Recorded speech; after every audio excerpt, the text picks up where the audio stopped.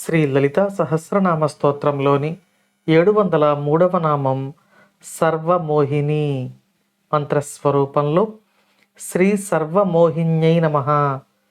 ఈ నామాన్ని ఒకసారి పరిశీలిస్తే సర్వులను మోహింపచేయు తల్లి సర్వమోహిని అని మనకు అర్థం తెలియవస్తుంది.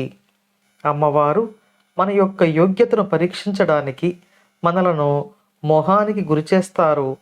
ఆ మోహం నుండి మనం విడివడితేనే మనకు అమ్మవారి పాద సన్నిధి లభిస్తుంది. ఈ కోటాను కోట్ల జీవరాశులలో ఏ ఒక్కరో అమ్మవారి పాద పద్మములను పొందగలరు. అందుకే సర్వులను మోహించే తల్లిగా ఈ నామం అమ్మవారిని మనకు దర్శింపచేస్తుంది. అమ్మవారి నామాన్ని కానీ స్తోత్రాన్ని కానీ పఠించాలి అనుకునేవాడు కొంతవరకు మోహాన్ని జయించిన వాడే అవుతున్నాడు.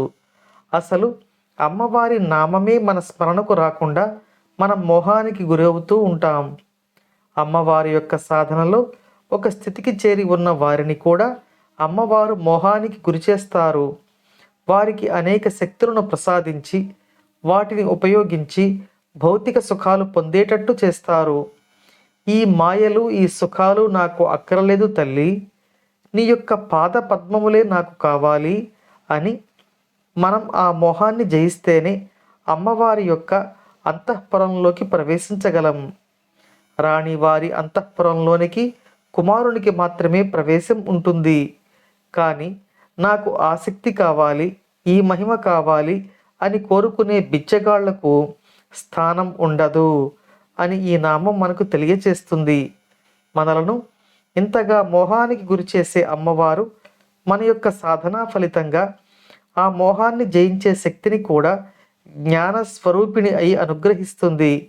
మనలను బంధానికి గురి చేసే తల్లి మాత్రమే బంధ విముక్తులను కూడా చేయగలదు.